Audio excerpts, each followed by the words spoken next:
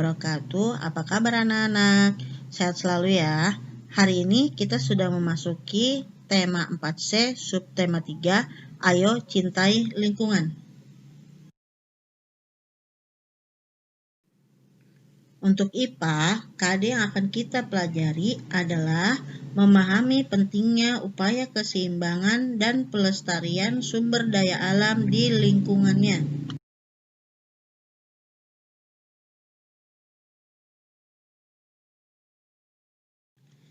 Pengertian lingkungan adalah segala sesuatu yang ada di sekitar kita, baik makhluk hidup maupun benda mati. Lingkungan adalah tempat kita berada.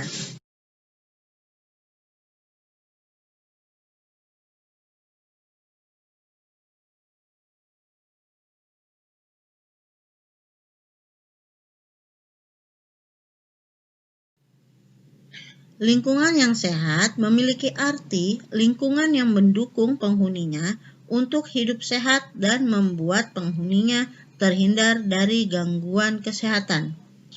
Ciri-ciri lingkungan yang sehat, yang pertama, sumber air bersih dan tidak tercemar. Kedua, saluran pembuangan air lancar dan tidak ada genangan. Ketiga, udara bersih, segar, dan terasa sejuk. Keempat, banyak tumbuhan hijau tumbuh dan tertata rapi. 5. Tidak ada sampah berserakan. Keenam, tidak ada binatang pembawa penyakit seperti lalat, kecoa, dan tikus. Manfaat lingkungan sehat, yang pertama, lingkungan yang sehat itu indah dipandang. Yang kedua, memiliki kualitas udara yang baik. Ketiga, jauh dari berbagai macam penyakit. Keempat, lebih tenang dalam menjalankan tugas sehari-hari. Dan yang terakhir, terhindar dari bencana.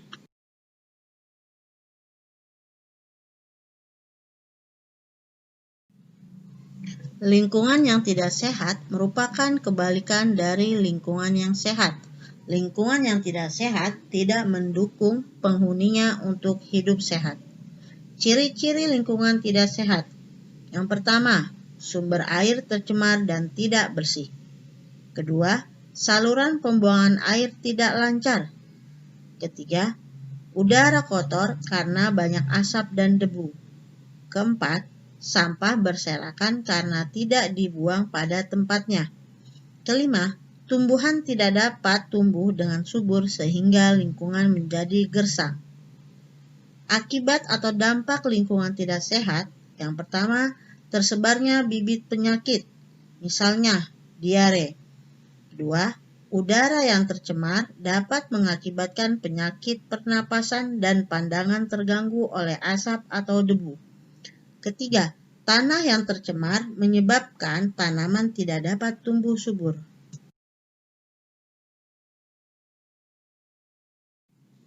Cara kita memilih lingkungan. Yang pertama, menciptakan rumah sehat, yaitu rumah yang cukup memiliki lubang angin atau ventilasi udara karena akan terjadinya pergantian udara kotor dengan udara bersih. Yang kedua, menanam pohon pelindung di tepi jalan. Selain menambah keindahan, pohon-pohon tersebut menghasilkan oksigen sehingga udara menjadi sejuk dan segar. Yang ketiga, membuang sampah pada tempatnya. Beberapa cara untuk menjaga keseimbangan lingkungan. 1. Menjaga kelestarian hutan. Kedua, mengelola limbah sebelum dibuang. Ketiga, mendaur ulang sampah.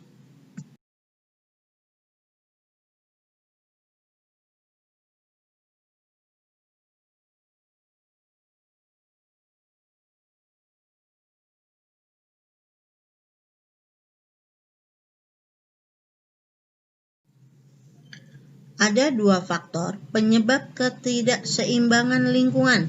Yang pertama, yaitu faktor alam. Contohnya, gempa bumi, gunung meletus. Yang kedua adalah faktor aktivitas manusia. Yang pertama, terjadinya pencemaran sebagai dampak adanya kawasan industri dan peningkatan pemakaian kendaraan bermotor. Kedua, terjadinya banjir sebagai dampak pembuangan sampah ke aliran sungai sehingga aliran sungai menjadi terhambat. Ketiga, terjadinya tanah longsor sebagai dampak langsung dari rusaknya hutan.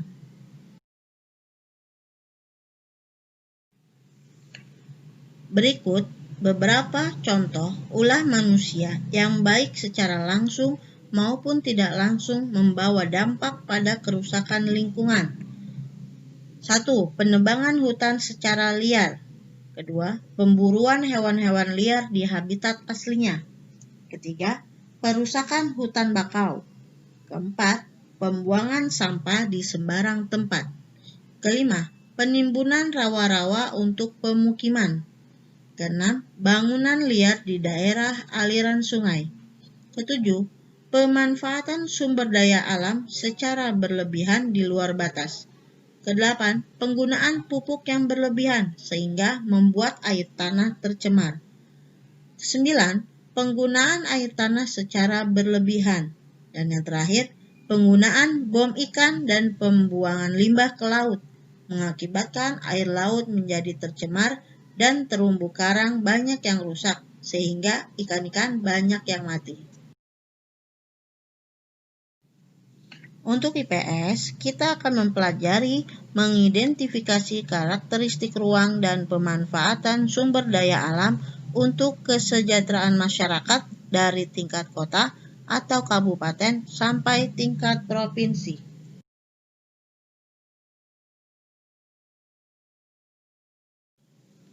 Sumber daya alam. Komponen yang ada dalam lingkungan adalah makhluk hidup. Makhluk hidup merupakan salah satu sumber daya alam yang banyak dimanfaatkan untuk kesejahteraan masyarakat Indonesia. Sumber daya alam yang berasal dari makhluk hidup disebut dengan sumber daya alam hayati. Sumber daya alam hayati merupakan sumber daya alam yang dapat diperbaharui. Artinya, sumber daya alam yang bila dimanfaatkan tidak akan habis. Contohnya, tumbuhan, hasil perkebunan, air, dan hewan.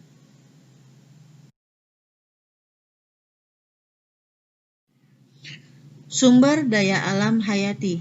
Pemanfaatan sumber daya alam hayati yang pertama, palawija, padi, jagung, ubi, kacang-kacangan, sayur-sayuran, dan buah-buahan sebagai sumber makanan.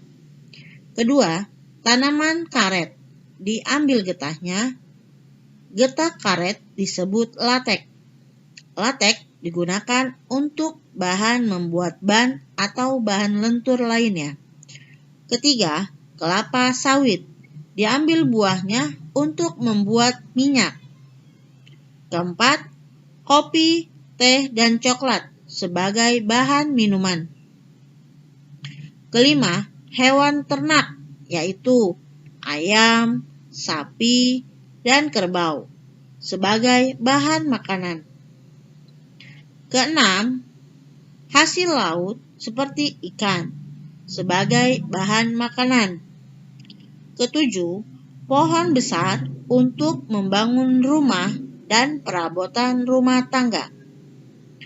Kegiatan ekonomi dan sumber daya alam. Keberadaan sumber daya alam di suatu tempat akan mempengaruhi kegiatan ekonomi masyarakat setempat. Kondisi alam yang beragam menyebabkan kegiatan ekonomi antara satu daerah dengan daerah lainnya berbeda. Contohnya, masyarakat di pedesaan sebagian besar melakukan kegiatan ekonomi dengan memanfaatkan sumber daya alam langsung, seperti bercocok tanam, berkebun,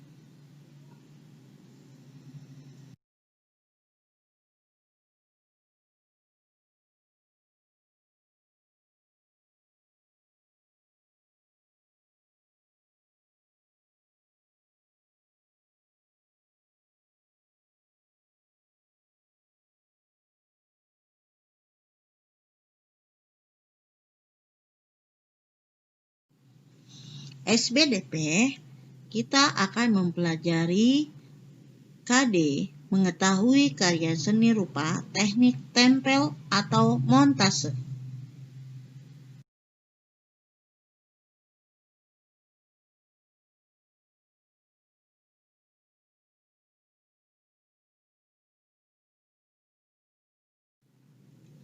Pada pembelajaran sebelumnya, kita sudah mempelajari tentang mozaik dan kolase.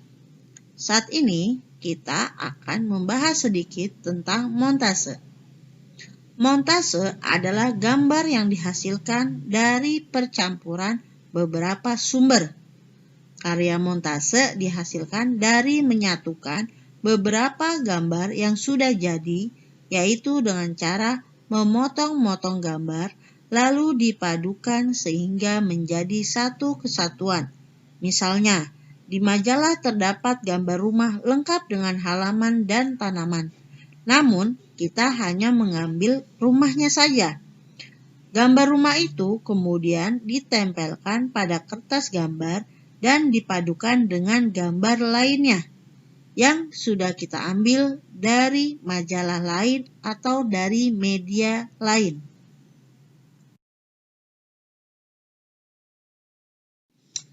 Jazakumullah khair atas perhatiannya, dan semoga apa yang sudah disampaikan dapat bermanfaat untuk kita. Terakhir, ada tugas.